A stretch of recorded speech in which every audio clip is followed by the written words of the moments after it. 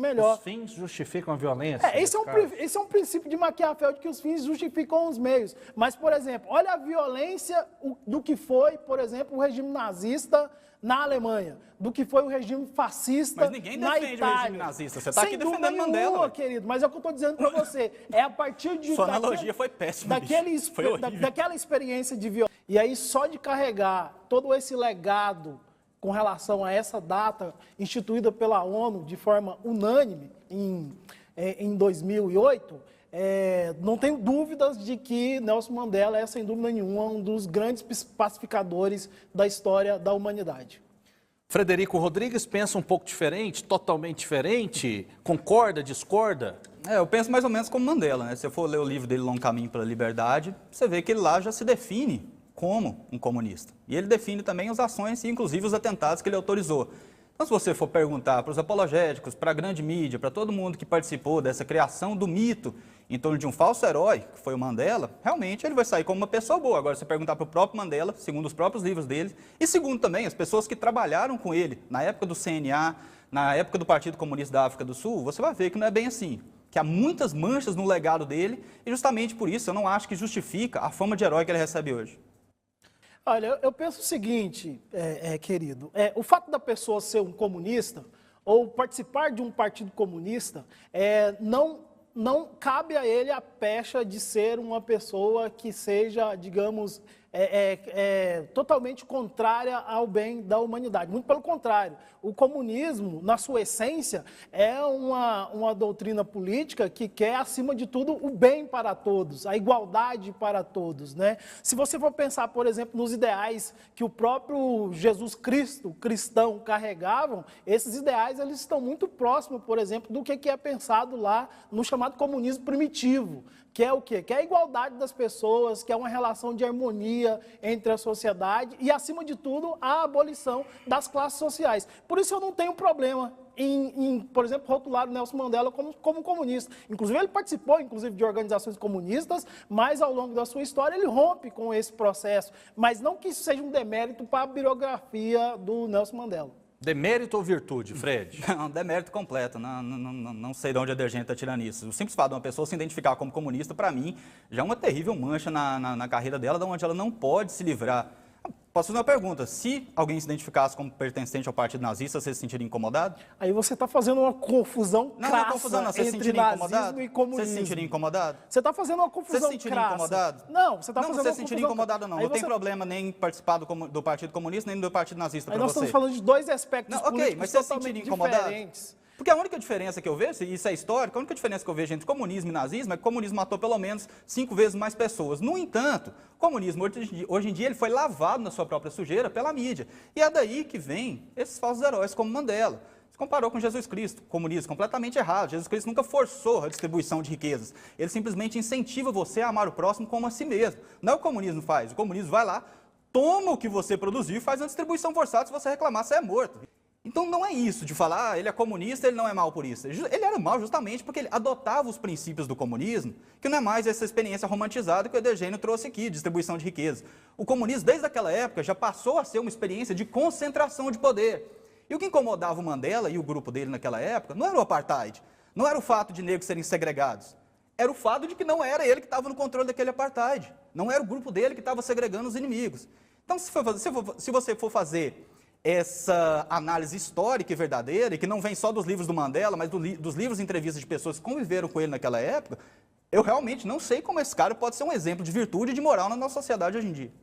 Eu acho interessante essa perspectiva que o pessoal da direita traz com relação ao comunismo e com relação também às pessoas que teorizaram a respeito do comunismo. Isso é uma prova inequívoca que dessas pessoas não leram uma vírgula a respeito do que é o comunismo.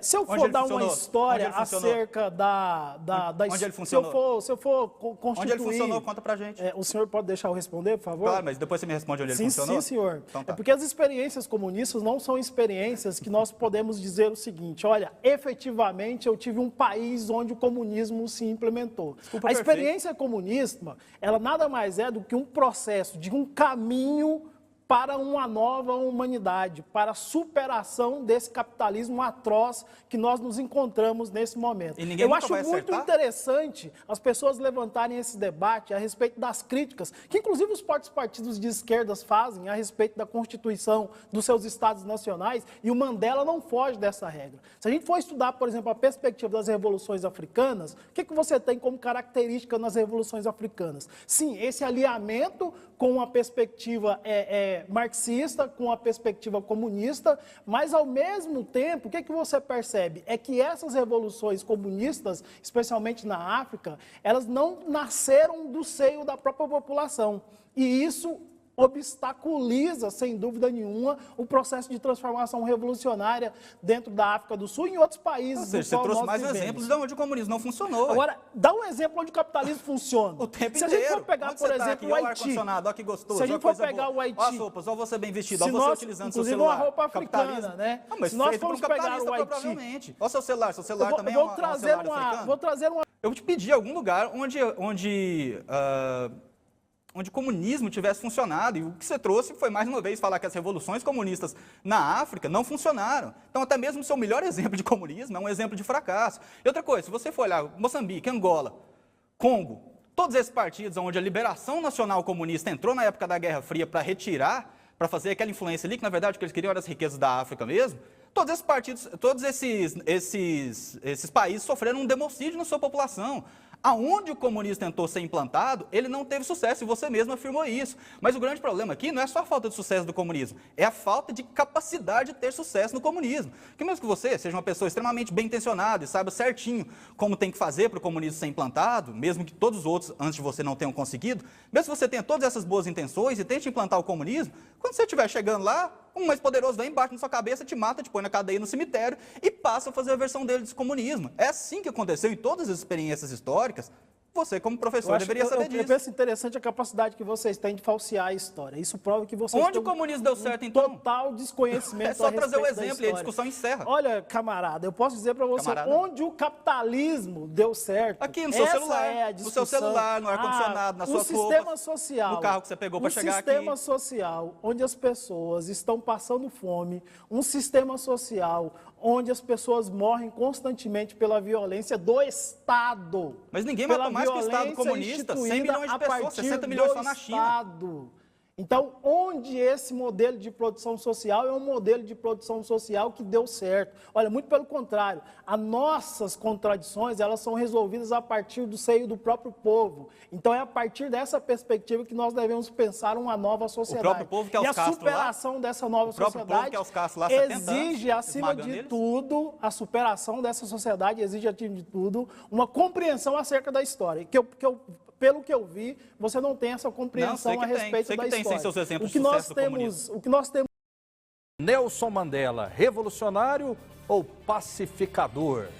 Porque muito se fala da força da correnteza das águas, né?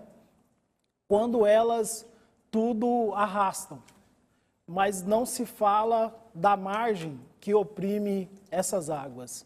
Retrata bem a luta desse grande líder mundial para a constituição e para a unificação da África do Sul. Não apenas da África do Sul, mas também de todo o continente africano, que merece, sem dúvida nenhuma, um olhar especial. Esses 27 anos, né, dentro do cárcere, sem dúvida nenhuma, são 27 anos que provoca uma mudança significativa, inclusive no próprio pensamento do Nelson Mandela, né? Desde quando ele atua como jovem advogado, né, passando por sérias questões de conflito dentro da África do Sul, até esse período em que ele passa no cárcere, que é esse período que acontece, sem dúvida nenhuma, grandes transformações na África do Sul. E aí eu penso nesse aspecto, sabe, de como é importante também essa questão do Nelson Mandela ter mandado esse recado a partir do cárcere, né? O indivíduo passar quase 30 anos preso de forma injusta e mesmo assim, quando sai numa perspectiva para unificar a sociedade sul-africana, carrega esse legado que nós estamos debatendo aqui hoje, da importância desse nome para a constituição de uma paz social, que vai ter as suas contradições, sem dúvida nenhuma, mas que, acima de tudo, busca a igualdade para todos e para todas. Olha, ele não trouxe paz social coisa nenhuma. O período mais sangrento da África do Sul foi justamente após o Mandela ser solto. Outra coisa, você falou que ele mudou no cárcere, que ele pensou que agora ele está uma pessoa benevolente e sabendo perdoar. Não, eu não disse isso, não põe palavras na minha boca. Você acha que ele mudou? Você acha que ele melhorou no cárcere? Eu acho que o indivíduo está mudando o tempo todo. Mas você acha que ele melhorou no cárcere? Pergunta bem objetiva. A partir de qual parâmetro você está dizendo mudou? Ele está disposto a perdoar as pessoas que fizeram mal para ele? Sem dúvida nenhuma. Não está. Em 1985 foi oferecido a Nelson Mandela a chance de sair da prisão desde que renunciasse à violência. Tudo que ele tinha que fazer é isso. Olha, fale para os seus grupos que você vai renunciar à violência. Ele disse, não vou renunciar. Ele só foi sair, provavelmente, 6, 7 anos depois que entrou todo um processo de limpeza de imagem dele na mídia, na grande mídia, e fazendo, sim, performances midiáticas.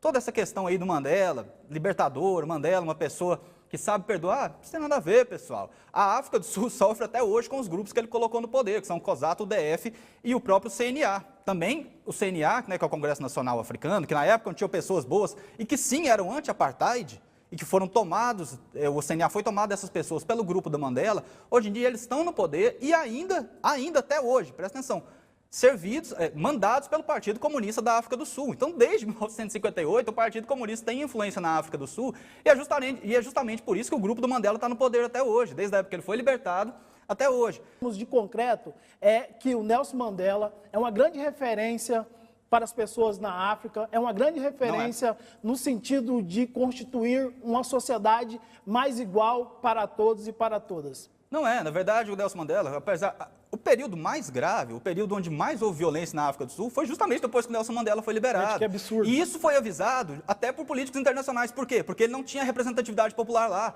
A maioria na África do Sul, na época, eram dos Zulus. Ele não seria reconhecido como líder. E assim que ele entrou, ele passou a perseguir não só brancos, os boers conhecidos, ele passou a perseguir negros também que não concordavam com ele. Total desconhecimento a respeito da história. Tem um fato interessante a respeito de quando o Nelson Mandela assume o poder na África do Sul, é que quando ele é eleito, né, ele vai tomar... Eleito em eleições fraudulentas. Ele vai ascender ao poder. Todas as pessoas brancas que faziam parte ali do gabinete, né, como se fosse o Palácio do Planalto lá em Brasília, elas simplesmente pegaram as coisas delas e iam embora. O Mandela chama todos eles, porque ele faz um governo de reconstrução nacional. Então por que houveram tantas mortes justamente quando ele estava no poder? Ele faz um governo de reconstrução nacional, ele faz um governo que busca unificar a África do Sul. É óbvio que essas contradições, que são contradições seculares, que são contradições que fazem parte da própria história do continente africano, né? Essas contradições elas vão se aflorar dentro do governo do Nelson Mandela. Olha, o governo de coalizão do Mandela, diminuiu a expectativa de vida da população africana em 13 anos até 2011. O que justifica isso? Mas um personagem muito importante que a gente tem que trazer aqui também, que eu não sei se o Edergênio vai trazer, porque realmente não é do interesse dele, é a Winnie Mandela, que é a esposa do Mandela. Na época que o Mandela estava na cadeia, começou-se a fazer um processo de glorificação dessa personagem, que é uma personagem talvez mais cruel ainda que o Mandela. Sabe o que é necklacing? Você sabe o que é necklacing, não sabe? Colar bárbaro? Eu explico para o pessoal, deixa eu explicar. Colar bárbaro é um tipo de tortura aprovado, incentivado e utilizado pela Winnie Mandela, aonde no pescoço de detratores, de opositores ou desafetos, eles colocavam um pneu e ateavam fogo nesse pneu. A pessoa morria não só pela asfixia, mas também pelo calor e a borracha que derretia na pele dela. Pelo menos 3.000 pessoas estão documentadas como tendo sido mortas por esse método de tortura avalizado e utilizado pela Winnie Mandela. A única diferença do Mandela para o Winnie Mandela é que o Mandela não sabia se cortava o nariz do inimigo. Ele gostava de cortar o nariz do inimigo. Já a Winnie Mandela gostava de fazer o necklacing, que é esse colar bárbaro, que é um pneu pegando fogo na pessoa. Então, pelo amor de Deus, como que pessoas assim podem ser referência de moral, de virtude e de reconciliação? Se até hoje eles perseguem inimigos. O apartheid na África do Sul só mudou de lado. Muita gente está achando que você está defendendo o lado do Partido Nacionalista da África do Sul. Não. Tem um lado nesse meio aí que a maioria das vezes é esquecido. De um lado tem o Partido Nacionalista da África do Sul, que subjugava o povo com apartheid. Do outro lado tinha o grupo do Mandela, que subjugava o povo com suas vontades autoritárias. A única coisa que aconteceu foi quem mudou de lado. E no meio do caminho tem o povo da África do Sul, brancos, negros, seja qual for a etnia, seja qual for a raça, que sim é subjugado por esses dois tipos de poderes autoritários todo esse tempo. Tentar lavar o Mandela, falar que ele recebeu o Nobel da Paz, falar que ele foi alçado por líderes, que ele foi respeitado por líderes. O Nobel da Paz ele recebeu. Não, mas o Barack Obama também recebeu o Nobel da Paz, e o Barack Obama recebeu o Nobel da Paz no seu primeiro ano de governo, ele nem tinha feito nada. Ele tinha literalmente entrado na presidência, recebeu o Nobel da Paz, e o que ele fez em seguida? Passou os 8 anos de governo dele bombardeando países no Oriente Médio e matou pelo menos 20 mil pessoas. Como que o Nobel da Paz bombardeia e mata 20 mil inocentes? Então, o Nobel da Paz, para mim, não quer dizer muita coisa. Não queria dizer na época do Obama, não quer dizer na época do Mandela também. O próprio Nobel, hoje em dia, tem muito mais um aspecto político do que um aspecto humanitário. Então, essa outra questão muito importante aqui, só para finalizar, a gente provavelmente quer responder. Criou-se lá, nos moldes daqui, uma comissão da verdade. Essa comissão da verdade chegou a julgar a Winnie Mandela pelos seus crimes de necklacing, desse colar bárbaro, de pôr o pneu na cabeça das pessoas e pôr fogo. Ela foi julgada e foi condenada a 6 anos de prisão. Aí você pensa, então realmente estava funcionando, né? Quem cometeu os crimes lá, não importa o lado, está pagando. Só que depois que a mídia saiu de lá, depois que a mídia noticiou o julgamento, esses 6 anos de prisão foi revertido em multa. Ou seja, pelo assassinato de uma garota de 14 anos que ousava discordar dos meios atrozes e comunistas dela, ela recebeu 6 anos que depois foi convertida em multa. Então, mais uma vez, eu faço essa pergunta aqui para quem está nos assistindo. Como que pessoas com esse histórico vil podem ser referência de moral e boas virtudes? Obviamente que o processo de revolução, ele não é feito com flores. O processo de revolução não é feito então, de tem que matar, né? Depois você chegou no poder, você mata quem te perseguiu antigamente. Posso falar? Claro. O processo de revolução não é um processo com flores. Aliás, muito pelo contrário, a Revolução Burguesa rolou cabeças na França, né? Então, esse processo revolucionário ele é extremamente cruel.